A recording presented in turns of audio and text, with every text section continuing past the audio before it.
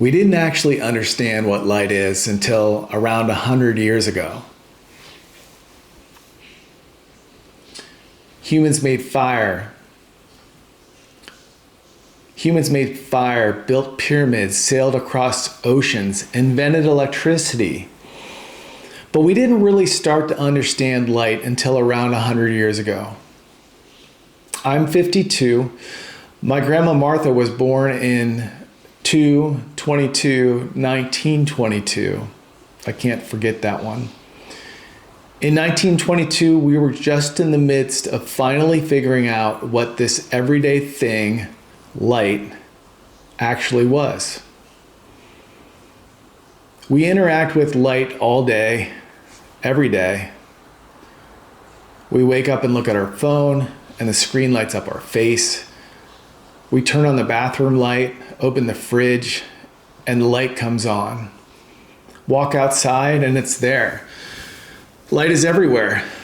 But up until 100 years ago, light was pretty much a mystery. That's really kind of wild, isn't it? Before my grandma was born on 2/22/22, they were convinced light was particles. And then they thought it was waves. And then they decided it was something in between and both. People argued about this long before America existed, long before electricity. And none of the scientists at the time were really wrong. They just weren't seeing the whole picture yet. Then about 100 years ago, everything changed. We finally had the tools, we're figuring out the math, and we started to consider that light might be even stronger than we thought. This is when the big breakthroughs happened. And Albert Einstein, who modeled his work off of a couple of others, helped us see the whole picture. In fact, in 1922, the year my grandmother was born, he was given the Nobel Prize for explaining one of the foundations of quantum light and showing that light comes in tiny packets of energy, little quanta and little photons. That idea changed the entire world.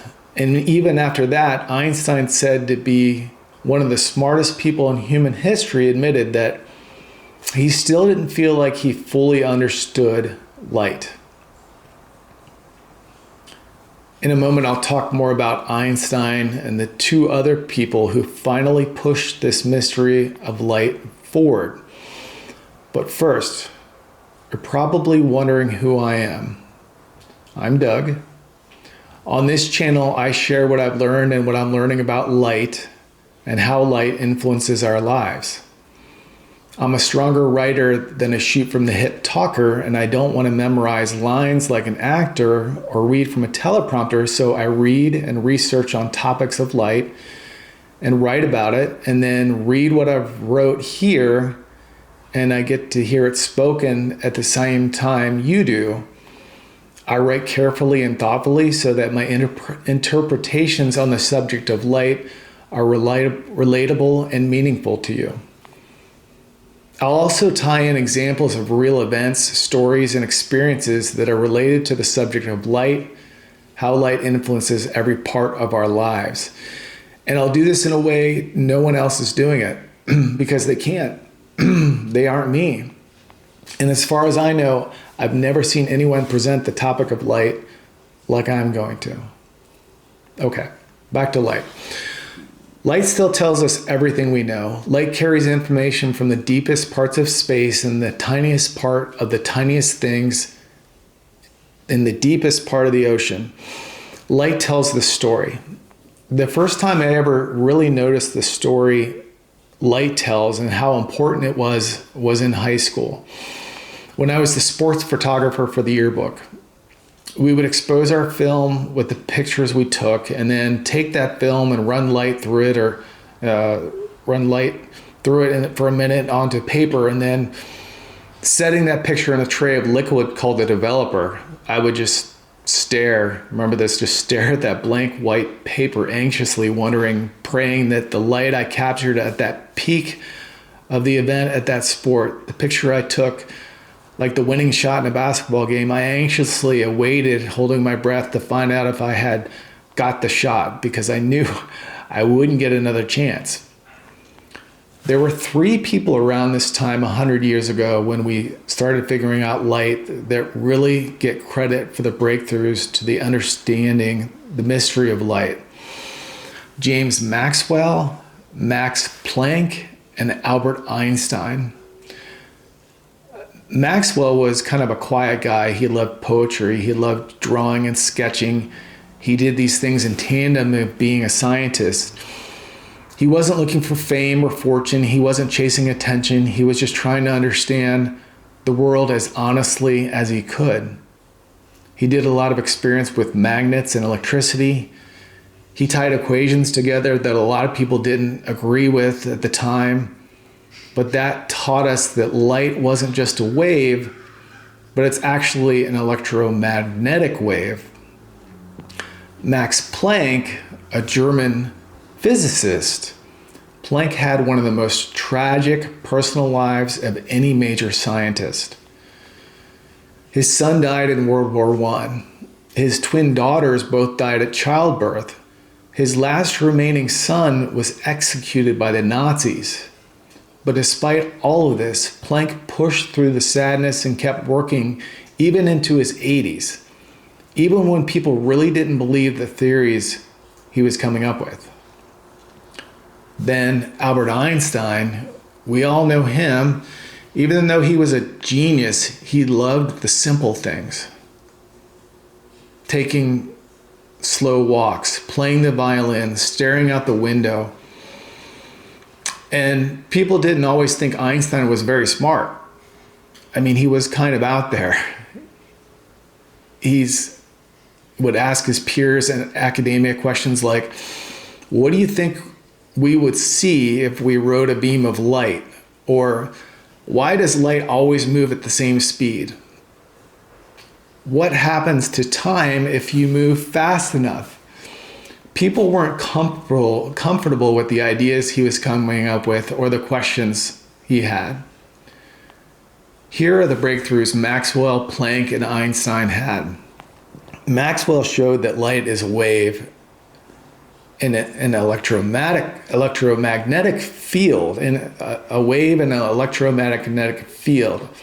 Your Wi-Fi, your radio, your microwave, your remote control, electricity itself.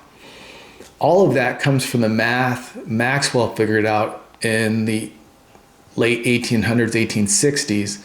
Planck is the one who discovered that light comes in tiny packets of energy, little chunks, little steps of energy, light, not a smooth electromagnetic wave. This idea basically started modern physics.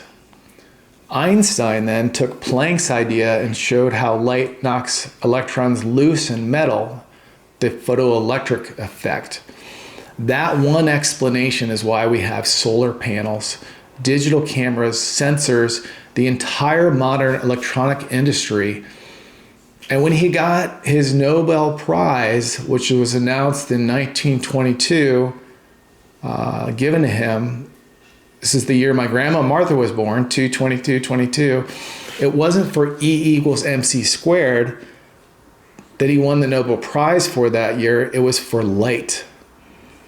For showing that light can be both things at once, a wave, like Maxwell said, and tiny packets of energy, like Planck discovered. And that mix of ideas became the first building block of quantum theory. And after all of human history, that quantum idea is what finally showed us what light really is, just around 100 years ago. I just really find that wild. I always thought of Einstein as being like way back in the day. It's back in the day, but I mean, my grandma was born, you know. And it only happened about 100 years ago. So when someone asks, what is light? I don't think the answer is simple. Light is information. Light is history. Light is the first thing that reaches you before anything else does. It connects the huge stuff like galaxies to the tiny stuff like atoms, and somehow also to the small everyday things we don't notice until we finally do. We're still learning from light. We're still confused by light. We're still discovering what light can do. And that makes light very interesting to me. Light shows us the world. And it shows us how so much of it we still don't understand.